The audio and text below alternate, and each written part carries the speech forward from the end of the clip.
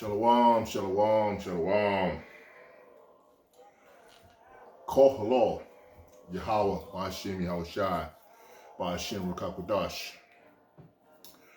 I want to give my admiration and my respect to the Akim who are out here striving to continue to bring this truth out in spite of all that is happening so quickly and so fast to the hand of YAHAWASHI.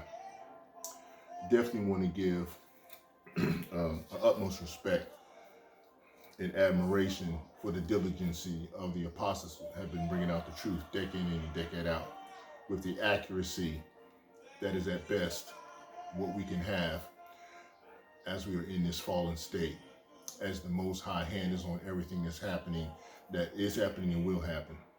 The lesson for today is, it's a good one. It's a tough one. But it's a hard lesson to bring out. So we just got to do the best we can.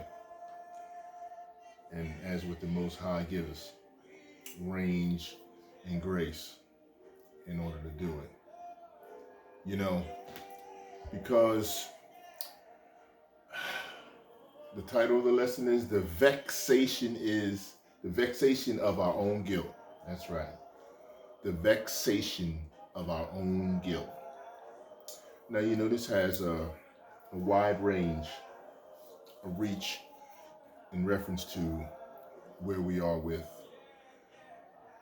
the transitional prophetic process moving forward at this time, as the Most High is in control of all things and his hand is on everything. And everything that he has, and he's moving in the direction that he's moving. He's playing both sides of the chessboard that belongs to him because it's his movie, and he is the producer, the director, the finisher, and the author of all of our faith and all of our grace. And he is in control. He rules everywhere on everything. And he gets all honors on everything and everywhere, and no one else gets it but him, because he rules extremely beyond well in the kingdoms of men, and no one else can do that. You know, we are definitely in vexation of our own guilt. What does that mean? Well, we know what a vexation is. A vexation is a process upon which we are definitely debased in the way that we try to operate, in showing that we have some prominence of power or prominence of understanding, but we are debased. We should be praying, worshiping, and praising. We should be praising and worshiping and praying with whatever free way you want to slice it, we should be doing. Because as things get turned up, you won't be in a position that you're dialed in, and you want to be dialed in with the Most High on all levels, not just the prayer level. You want to be dialed in and tight on your praise, your worship, and your prayer levels, you know, completely. I mean, absolutely. Because the amount of judgment that will befall this world is beyond what we can stand. That's why our vexation is our own guilt, because we have to go through it. Just like YAHAWASHI went through it when he came here for us. And even as he, you know, I was listening to Elder Yashawama when he talked about we all going to have a moment of the Garden of Gethsemane. But the problem is, yes, we will experience some aspects of what YAHAWASHI went through in calling upon the Father, in order for the fathers to speak with him and speak to his spirit about what will happen and what must be done and what has to be done with this prophetic, what he was prophetically destined to do, which is no doubt, you know, both portions of the process of payment in terms of what we owe for the salvation that we didn't earn is come. You know, the disciples, the apostles, were asked to stay awake for an hour. And I went through the process of breaking down what an hour could be for us in the carnal passages during the hour of temptation, when we talked about the myriad of time aspects that are spoken through the Bible in terms of what we can realize in our living conditions here as we move through and on into prophecy. A day with the Lord is as 1,000 years, and 1,000 years is as a day with the Lord. And then the way I broke down an hour from a day to a numerical factor, we had understood that we could be dealing with moments and seconds, that things could be happening. As with, he said with the scriptures, we will be changed, like with the winkling and twinkling of an eye, roughly paraphrased, but then you're in a spiritual body, We speak in terms of what we can imagine it would be like to be in a spiritual body, and some of the attributes of that particular type of body and what that body could do and couldn't do. But our range is so low level in terms of what we should be speaking about and what we can do. The Spirit, YAHAWAH, BAHASHAM Rawacca Qadash, gave me a very interesting spin on some of the things that we should be thinking about that we don't. We don't reach hard enough to teach what could be, even though we prophesy in part and know in part. But it doesn't mean you cannot reach for the understanding or pray for the revelation of what things could be further in a reaching portion of the intelligence and the cognitive ability that's built within you once you are awake to the truth. Case in point, there's so many other things to teach about that are high level edification, opposite dealing with fighting bug outs and debates. They have a purpose. The apostles told you, that many of the men of the Lord told you, these things must be. We're going to have Jakes doing jacked up stuff, and we're going to have Jakeettes and all kinds of heathens doing all kinds of crazy weirdo crap, But this is what they're scheduled and destined to be. They were predestined to do these things. But are you predestined to be distracted by them in terms of what you could be moving forward to in terms of feeding the sheep? A higher level of nutrient food that would be better served to them, Why do spiritual levels of blockage prevent us from time to time to reach for that high level nutrient in terms of the food that would be the manna that should be offered to the elect, in those that need to be awakened, and who's that been predestined to receive it? So we don't claim responsibility for the things that we did and apologize for it that we did when we weren't in the truth. We sometimes, and most times, walk with a proud presence as though we've already arrived. As though we have a key, as though we have access, as though we are all already arrived and already determined to be, higher than those that are sitting on the thrones that surround the Most High, who get down and worship and praise the Most High, who have spiritual bodies, who have overcome, who have thrones and crowns. We don't have them yet. We are desperately and diligently trying to earn them. What is the problem? Well, can we not praise and worship and pray hard to the Most High to lift, some of the aspects of spiritual blockage, the scales off of our eyes, the fog off of our minds, so that we don't have a spiritual blockage to not understand that we should be teaching things that bring us closer to riding these horses of prophetic process that the Most High set in motion, that He's covering from all sides. We should be anxiously asking our Father, YAHAWASHI, to just free up the revelation of things that that are important to operating and navigating within the prophetic judgments that are coming down on the entire earthly plane. Where are we? Where are we with this understanding? Why aren't we with this understanding? It's extremely beyond problematic, beyond the time frame that we are at this time now, with the hourglass that the Most High has turned over from his spiritual hand and from his spiritual realm of control, is beyond the hourglass that was before from the covenant of old, that was humanistically brought into existence for a teaching method that brings us to where we are now. There's too much that cannot and will not go unanswered. YAHAWASHI is the only direction and answer you can have.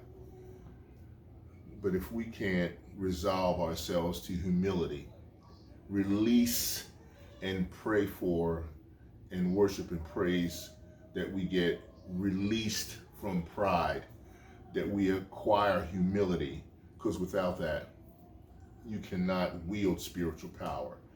You will not be delegated spiritual power if you are not in a humble position in order to accept it and understand it. Let's make it clear, very clear. What spiritual power will be dealt out by YAHAWASHI will be under his strict control. You will not willy-nilly this spiritual power and do whatever you want. The Most High will still do things in decently and order. You got to understand this and believe that. Everything he has is done in decently and order. All the angels, all the powers, all creation, all the resources that he has created, they're all done in decently and in order. There's no vexation of guilt upon these things. None. All the vessels of honor and dishonor are still operating in order. And to the Most High, everything is under his decent control.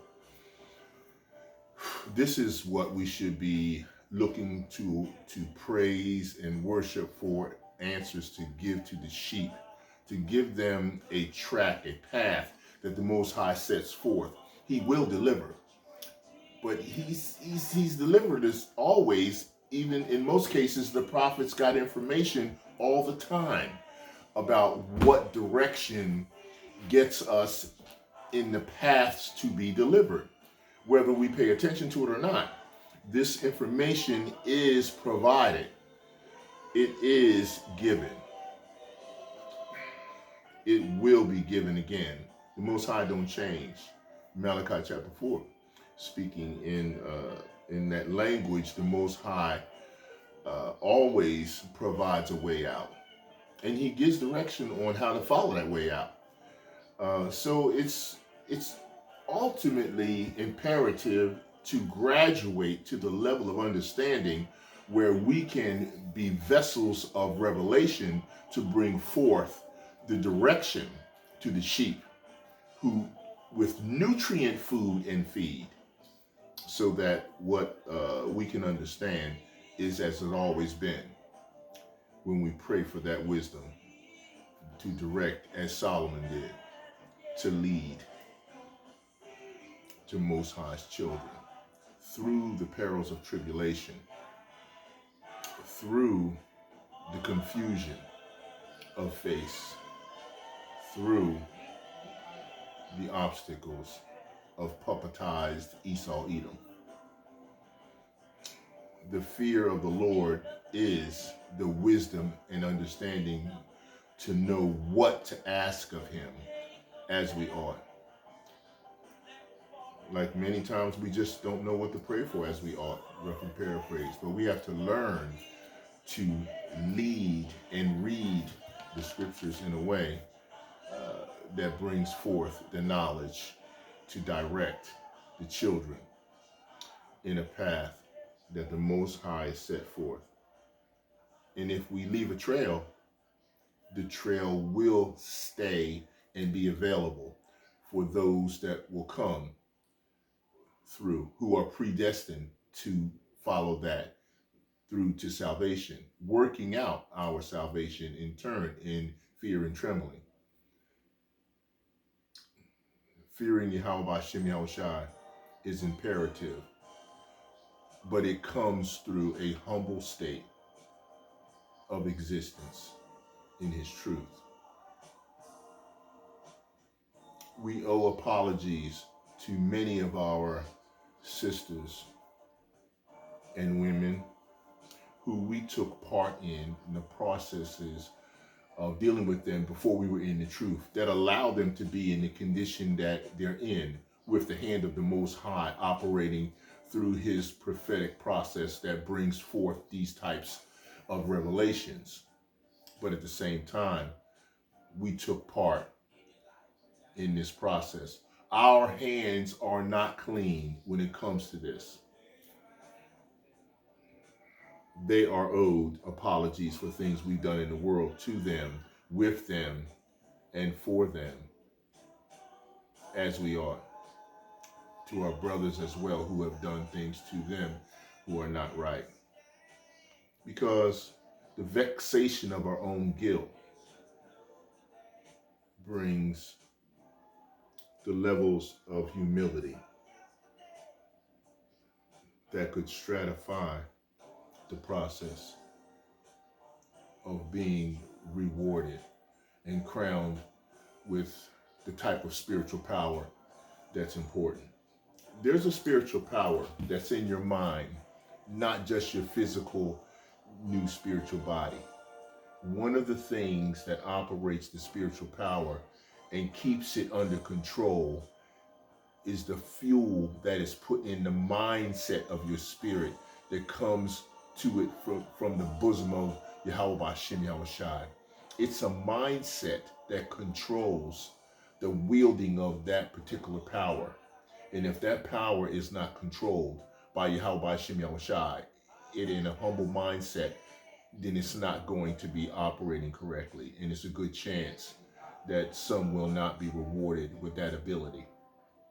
You'll be in the kingdom, but you won't be a superpower, because humility will determine who that blessing and mantle is laid on. Let's make sure we understand this. This lesson is about vexation of our own guilt here that we must work and go through in these chains that we're in. Peter and the apostles went to sleep on Yahawashi when he was in the Garden of Gethsemane, when he asked them, you couldn't even stay awake an hour.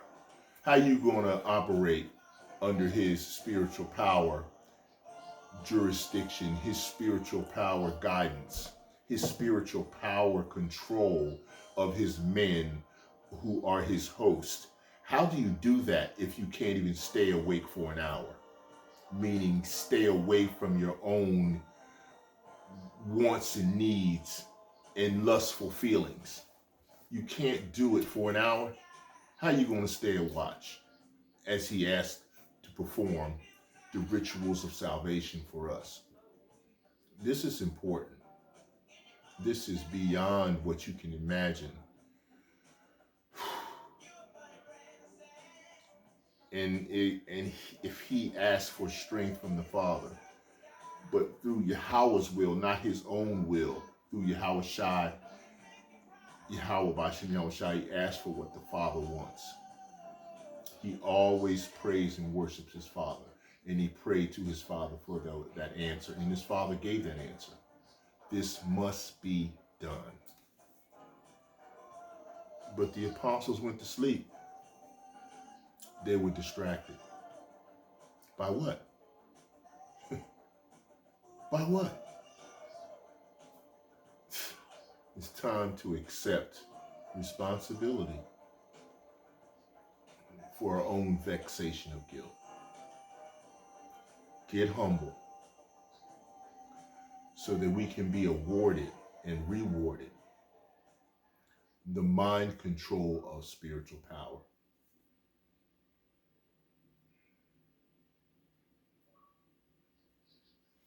We get ready to get through some scriptures, okay?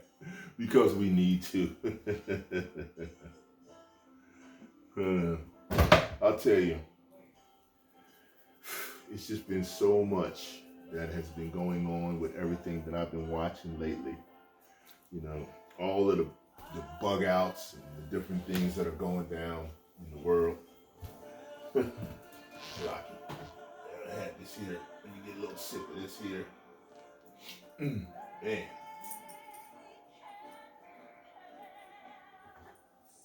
Fix my garment. YAHAWASHI.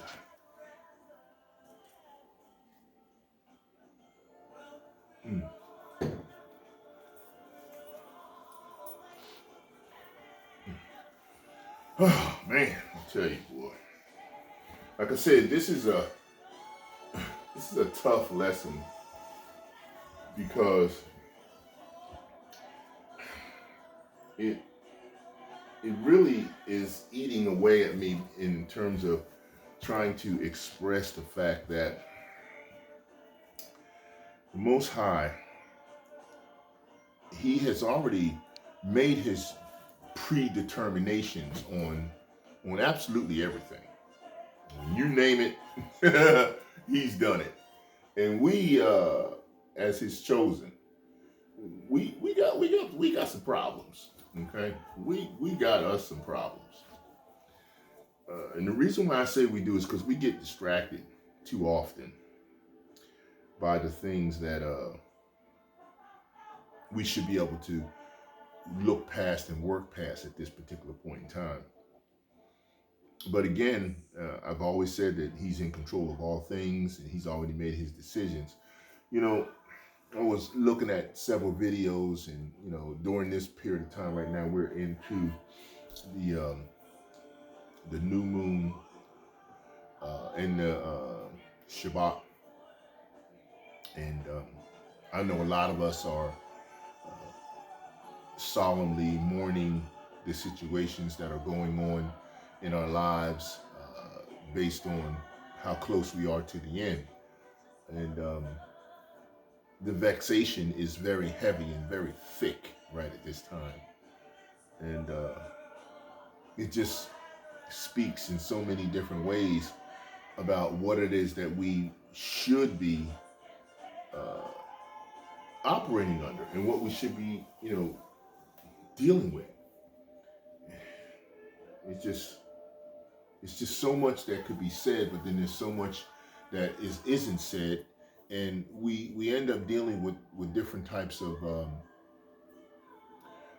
experiences, and we work as best we can with these experiences, but we don't understand that the Most High has already predetermined everything that's already going to happen. So you probably say to me, okay, so what are you talking about, Brother Obadiah? Are you saying that we don't have to do or we shouldn't do? No, I'm not saying that at all. What I am saying, though, is that since we already know that the Most High has made His choices and His selections are set in motion, and no one is going to change what He wants to do. You know, you got a lot of wacky-tacky practitioners, religious practitioners that believe that when YAHAWASHI came, who they ignorantly called Jesus, when He came, He went ahead and gave Him the ability to do all things, which he is, but at the same time, He's not changing what the Most High set Him forth to do. He always told you that He came to do His Father's will, and all of what He has to do has been predetermined, just like He was predetermined to be here even before the fall of Adam and Eve, and before we got into this condition that the Most High knew we had to go through in order to earn to right to be in His kingdom, and in turn being in His kingdom, to have eternal life and salvation, because you can't know what the value of that is unless you go through what we're going through here. So, if I were to say, if someone said to me, well, do we have to go through this? Why do we have to go through this if everything's been predetermined? Well, see, here's the part of it.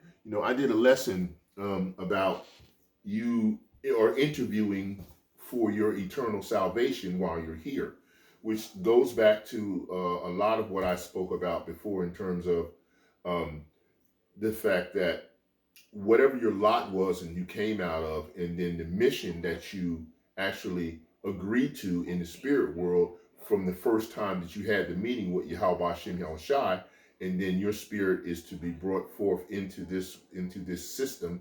And then at that point, I don't know how many times any individual soul has been through here, but we can pretty much take a spiritual educated guess and say you've been here more than one time in terms of your spirit. So in terms of knowing that, in terms of dealing with that, you agree to perform a specific amount of the mission and to complete the mission, and this is what the Most High has programmed you to do.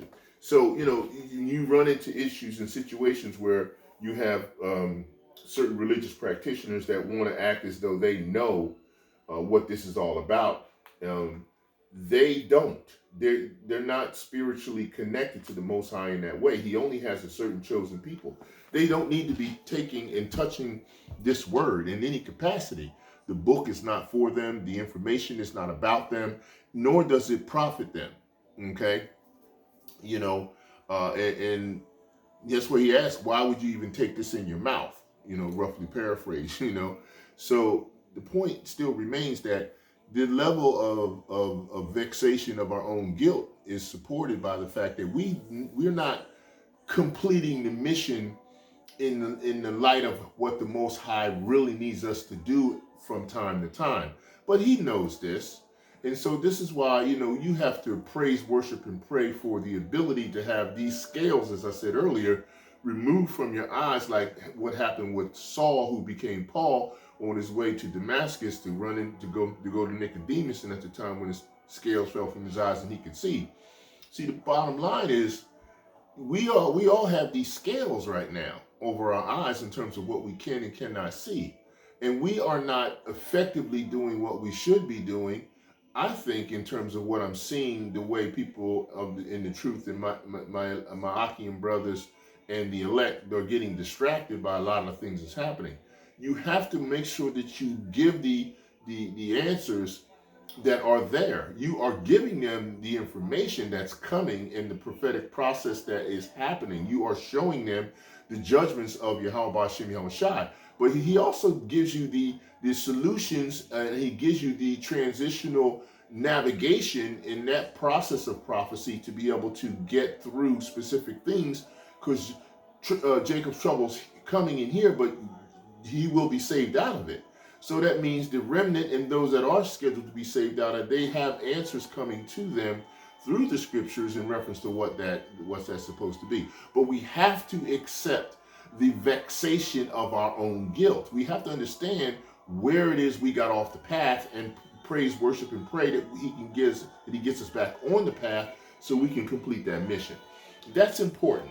And, we're going to break down some scriptures here and get into it. I mean, my commentary was obviously long, but I had to get into it from this perspective because, it's been that way,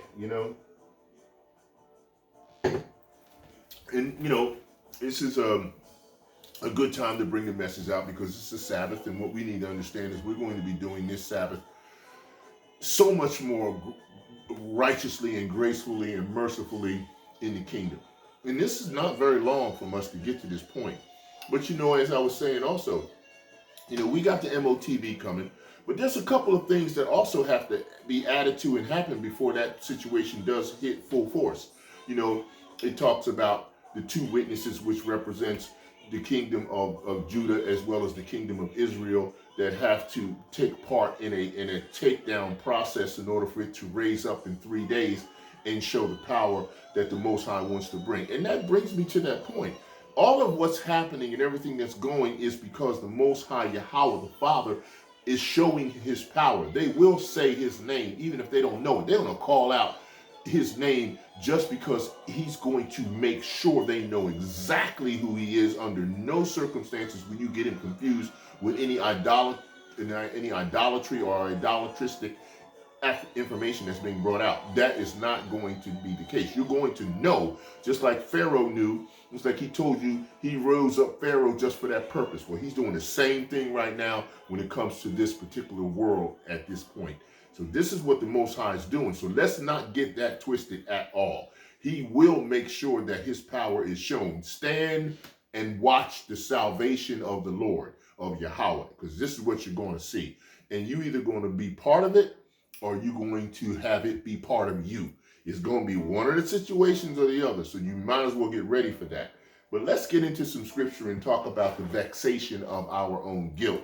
And we're going to bring it out in scripture, because I think I took long enough to get into this. We're going to start in Ecclesiastes chapter 1. I believe I want to go there. So let's go with me to Ecclesiastes chapter 1. Took me long enough to get there, right? But I'm here. All right. Where am I going to go? I'm going to 14. All right. I have seen all the works that are done under the sun, and behold, all is vanity and vexation of spirit. That's what the Most High is saying. That's what we're dealing with. All is vanity and vexation of spirit. Okay, let's not get that twisted and understand that. Okay, we're going to go straight to Ecclesiastes chapter 2. All right.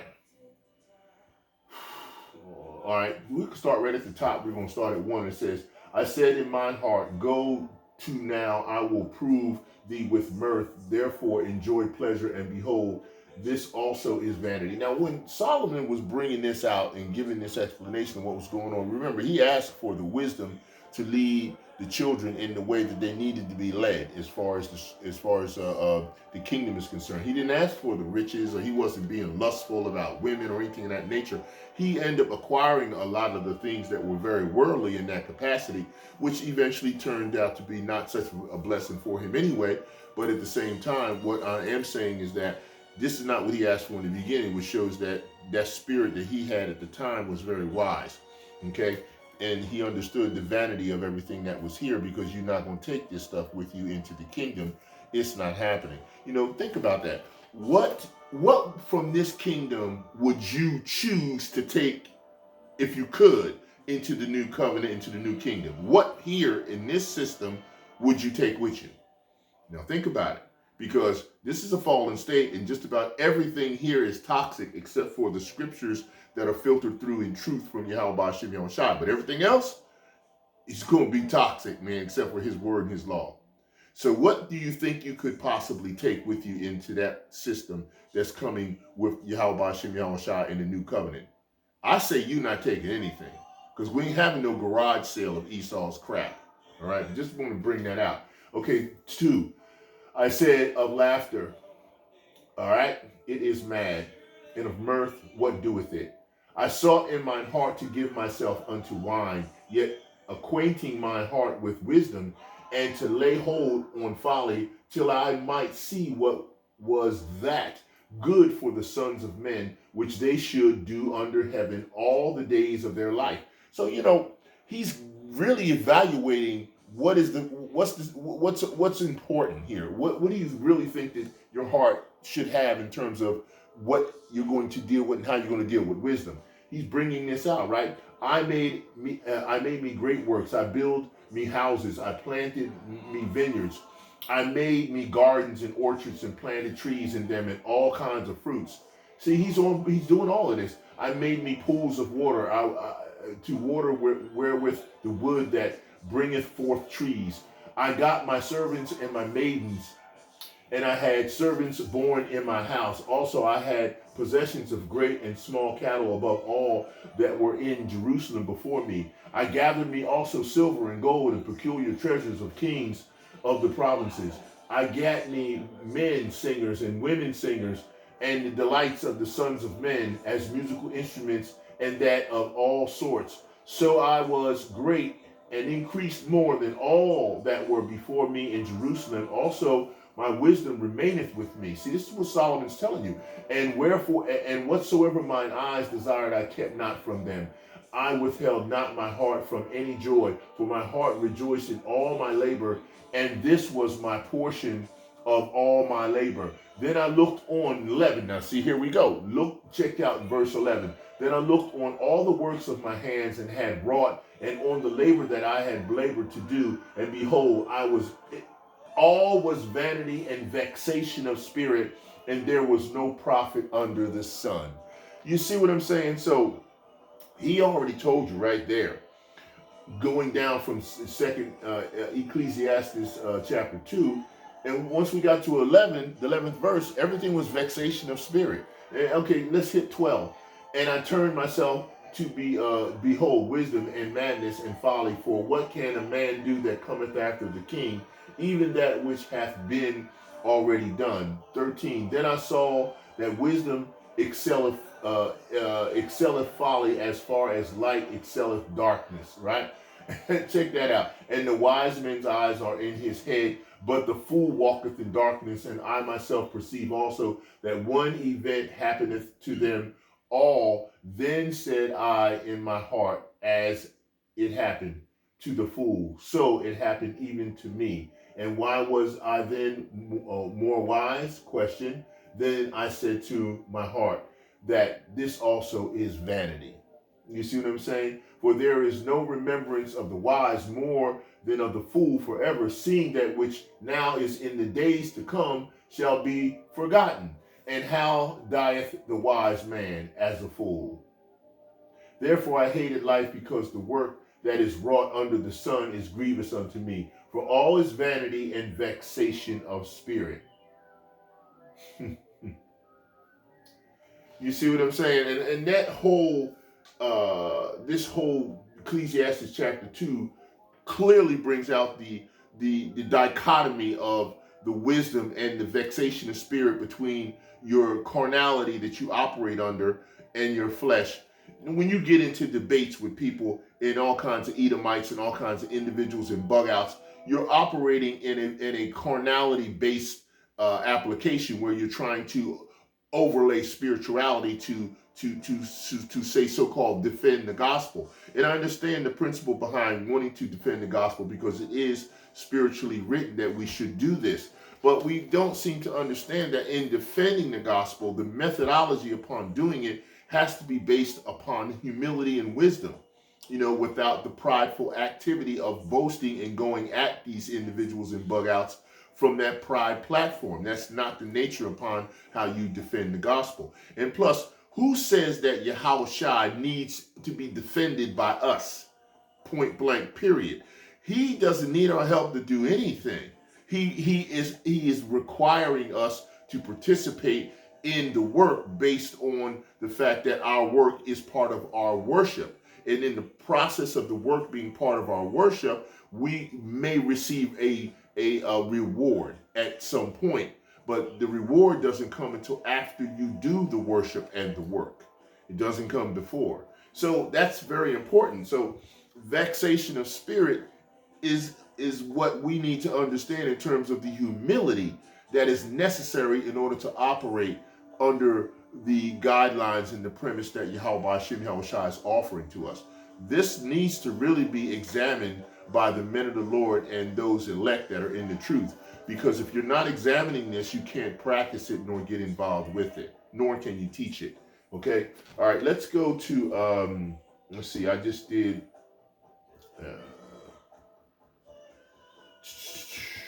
all right, when do we stop? Okay, we know it's okay. I stopped there. Hated life because I be hating my neighbor. All right, let's do 19, and then I'm gonna pull away from Ecclesiastes 2 and go back to 1, because I need a precept from things from there. 19, and who knoweth whether he shall be a wise man or a fool? Question. Yet shall he have rule over my labor wherein I have labored, and wherein I have shown myself wise under the sun. This also is vanity. All right. Therefore I went about to cause my heart to despair of all the labor which I took under the sun. For there is a man whose labor is in wisdom and in knowledge and in equity, yet to the man that hath not labored therein shall he leave it for his portion, this also is vanity and a great evil. For what hath man of all his labor and of the vexation of his heart, wherein he hath labored under the sun? For all his days are sorrows, and his travail grief, yea, his heart taketh not rest in the night. This is also vanity. Right? So I want to stop there, and I'm going to pull back to 1 because I got a couple precepts I want to pull from there, which I want to go to 17, Ecclesiastes chapter 1, verse 17. And I gave my heart to know wisdom and to know madness and folly. I perceive that this also is vexation of spirit. Okay? So this is why we look at a lot of things that we want to acquire in life, and we use a carnality application in terms of looking to acquire it because we're not practicing operating in the spirit. So since we're not, that is not the first thing we choose in terms of making decisions and then pushing forward to try to enact those decisions.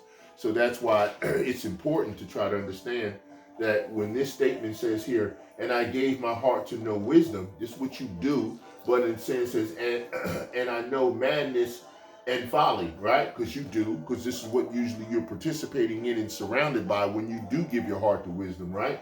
And I perceive that this also is vexation of spirit, right? Okay.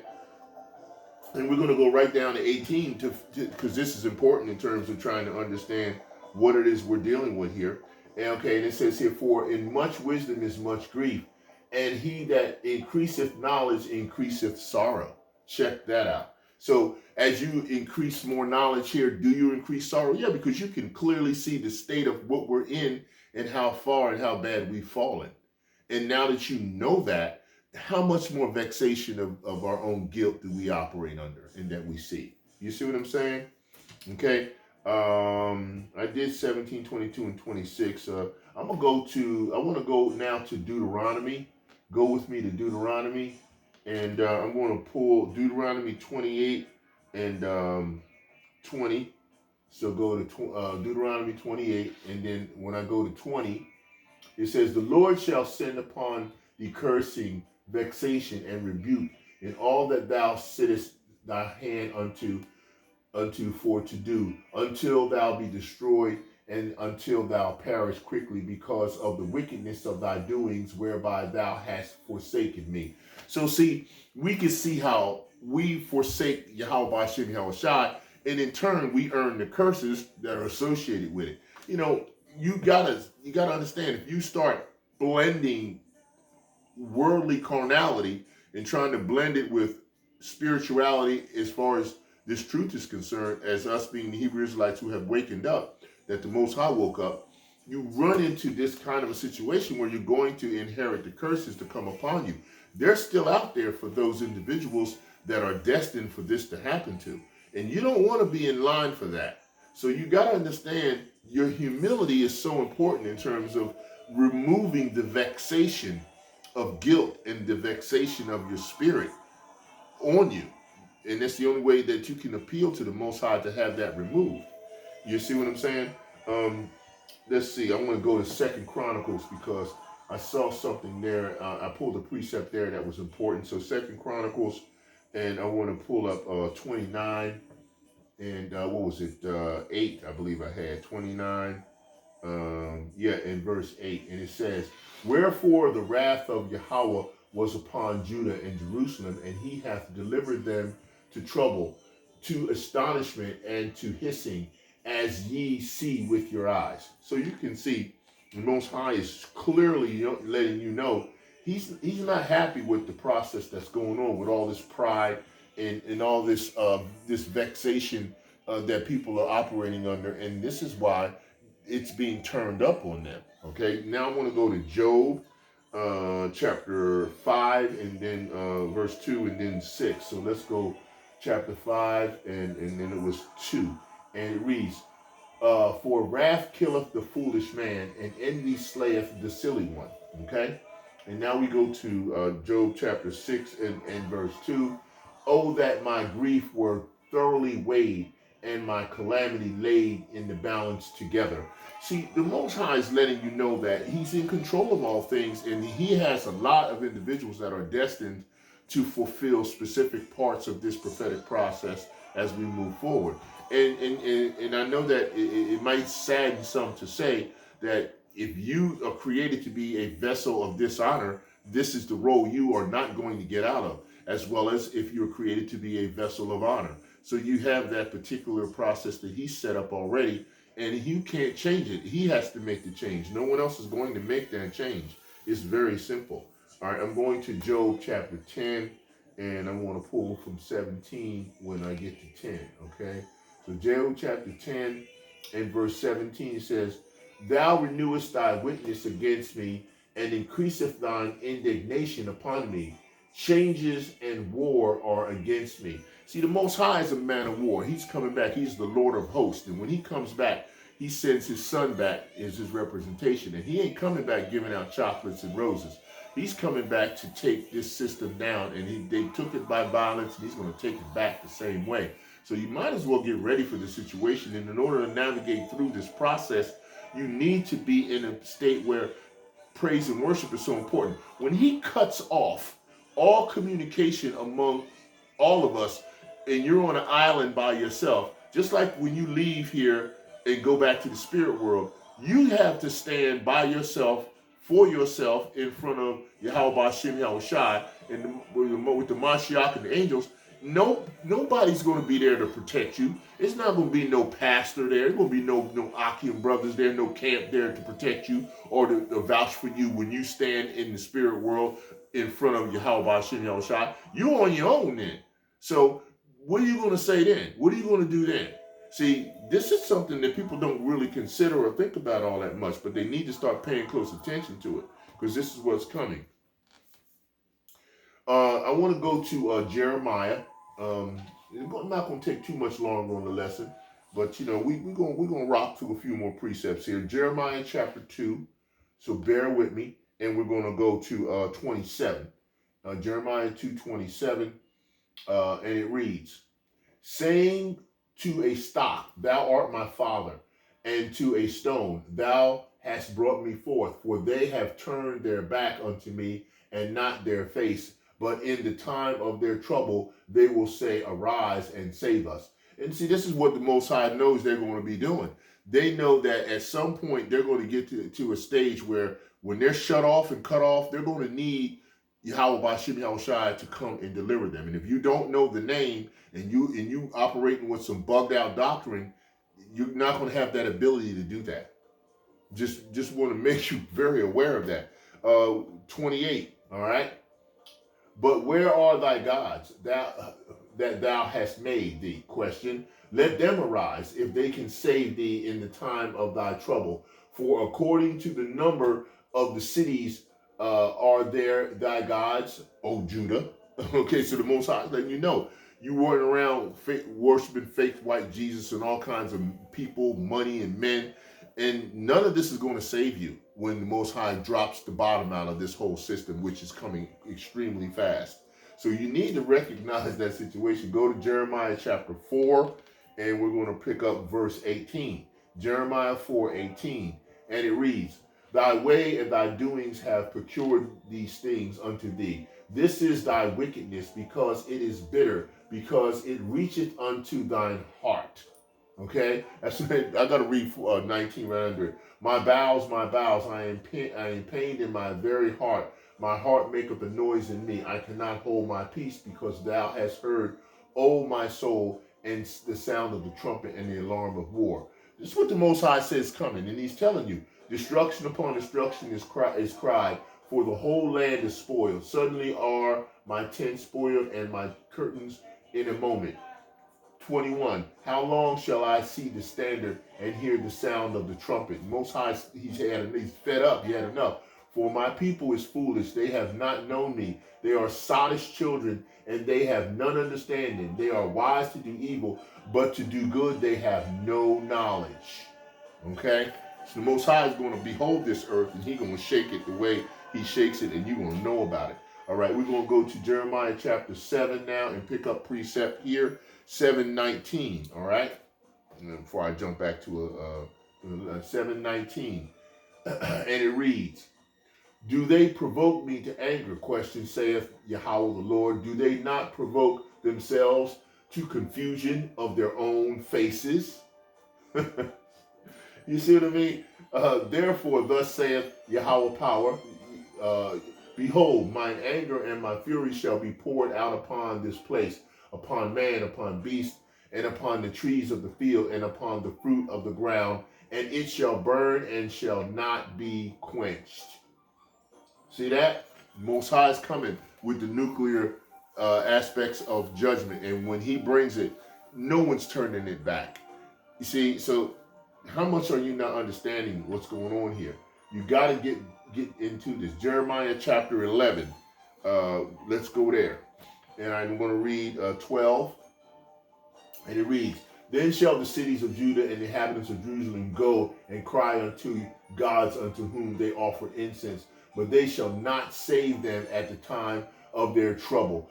13. For according to the number of the cities where thy gods, O Judah, and according to the number of the streets in Jerusalem, have ye set up altars to that shameful thing, even altars to burn incense upon Baal. See that? 14. Therefore pray not thou for this people, neither lift up a cry or prayer for them, for I will not hear them in the time that they cry unto me for their trouble. You see what I'm saying? Most High is telling you, he is bringing the pain. He's covering from both sides. And the only way you're going to be able to navigate through this process that he's bringing forward as the elect and as those that are chosen, that small remnant, is praise, worship, and prayer. You have to be doing all three. I cannot emphasize this enough because the Most High is pushing this on my spirit to continue to pound this. It has to be praise, worship, and prayer. Praise, worship, and prayer. Praise, worship, and prayer. Combination all together. Yes, do the work. Get the precepts out. Byways, highways, byways. Yes, all of that. Do the work, but you still got to praise, worship, and prayer. Okay? Don't get it twisted. Okay? All right. I want to bring a few more precepts in before we get ready to close out on this. And Shalaki on, my attitude. I start out humble and everything, and I know I get riled up a little bit about this because he works on my spirit about this situation. But just Shalaki, the water, BAHASHAM, please forgive me. Okay. I'm going to go to Psalms. So go with me to Psalms. And I'm going to go to chapter 6 and I'm going to hit verse 7. And it says, Mine eye is consumed because of grief. It waxeth old because of all mine enemies. Right? Psalms 10. I'm going to go there and pull 10 and 14. Psalm chapter 10, verse 14, and it says, Thou hast seen it, for thou beholdest mischief in spite, to requite it with thine hand. The poor committeth himself unto thee. Thou art the helper of the fatherless. That is my Father, YAHAWASHI, YAHAWASHI. Okay, I want to go to Psalms 31, and I want precept 9. Okay. I got a method for this that I'm working on, so bear with me. 9. Have mercy on me, O Yahweh, for I am in trouble. Mine eye is consumed with grief, yea, my soul and my belly. So I'm trying to show you that the vexation we live through, we know, this is what we're going through. And this vexation spirit is very real. Okay, I want to go to Psalms chapter 4 and verse what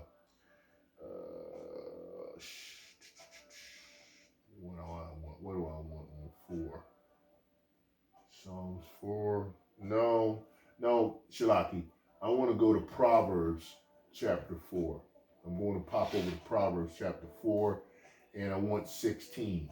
And it says, For they sleep not except they have done mischief, and their sleep is taken away unless they cause some to fall. And this is what the Most High says he's dealing with when it comes to these people who are wicked. You see Esau Edom, right? Proverbs chapter 6, verse 14. And it reads, Forwardness is in his heart. He deviseth mischief continually. He soweth discord. Right? So the Most High says, 15, therefore shall I bring calamity come suddenly. Suddenly shall he be broken without remedy. And let's go into the 6 things. The 6 things doeth Yahweh hate. Yea, 7 are an abomination unto him. Okay, here we go. 17, a proud look, a lying tongue, hands that shed innocent blood, and a heart that deviseth wicked imaginations, feet that are swift to run into mischief, a false witness that speaketh lies, and he that soweth discord among brethren. My son, keep thy father's commandment, and forsake not the law of thy mother. Bind them continually upon thine heart, and tie them about thy neck. And when thou goest, it shall lead thee. When thou sleepest, it shall keep thee. And when thou awakest, it shall talk with thee. For the commandment is a lamp, and the law is the light, and reproof of instruction are the way of life. See what I'm saying? He's letting you know right there off the bat. That lines it all up right there. I'm going to go to 12. Share a little love to improve our situation. I love that song. Shalaki. Proverbs chapter 12, verse 16. And it reads, a fool's wrath is presently known, but a prudent man covereth shame. Okay, that's the humility that I'm trying to tell you that we need to cover. Go to Proverbs chapter 15. We're getting ready to wrap it up soon here. And go to 6. In the house of the righteous is much treasure, but in the revenues of the wicked is trouble. Okay? Go with me to 21 in Proverbs and 19, and it reads, Proverbs 21:19. It is better to dwell in the wilderness than with a contentious and angry woman. But when I say that, I'm not speaking specifically about our women. I'm using it as Israel is known as the Most High's woman, that woman, right? It's better to dwell in the wilderness to deal with a bunch of bugged out Israelites that are supposed to be the chosen people of the Most High that are clearly on the wrong path.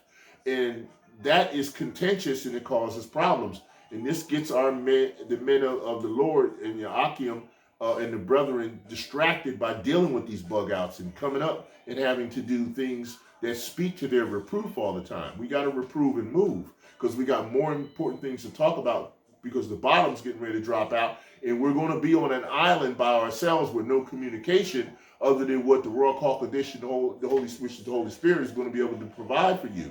Because you may not have the access to who you usually communicate with. Maybe YAHWAH will provide it, but we can't know that for sure. Okay? Okay. We're going to 24 now. Proverbs chapter 24 and verse 2, and it says, for their heart studieth destruction, and their lips talk of mischief. Through wisdom, though wisdom is an house builded, and by understanding it is established. Right? All right, so then we're going to go to 27. From here, Proverbs 27. And we're going to read 3. And it reads, a stone is heavy, and the sand weighty, but a fool's wrath is heavier than both. This is so very important that we have to make sure that we clearly understand what it is we're dealing with here, because the Most High has made his decisions. They have already set in stone, and that stone is very heavy on the spirit of all he has created, on everything he has created, the resources, his people, his creatures, we as creatures who we are. And that's a heavy burden that we have put on ourselves from vexation of our own guilt. We've got to understand, if we can't find a way to communicate in the same capacity of humility that the Mashiach did with the Father, his Father, our Father, then we're going to be in a position where we're going to make our lives so much more difficult to operate in the Spirit. Vexation of our own guilt is something we have to look at very deeply, and we have to dissect it to the degree where we can offer each other some consoling power and process. It's best to try to get as much of that from YAHAWASHI, YAHAWASHI, and get it done while we're still here in these chains of flesh that we're in before we transition out. You do not want to take any of this with you when you transition out of here. And that's what's most important at this point. We have to learn that. And this was the lesson of vexation of our own guilt. Uh, I'm sure that I could probably do 3 more lessons on this same situation. And if YAHAWASHI, YAHAWASHI provides that venue and wants me to do it, then so be it, I will do it. But for now, this is where we will stop. And I will say to you, I hope that you have a resourceful and spiritually successful praise and worship and prayer-driven Shabbat as we transition into this point, soon to be some more periods of time where some holy days are coming up, and we need to be ready for when the Most High makes the next big move. Shalom in a Baba Ball.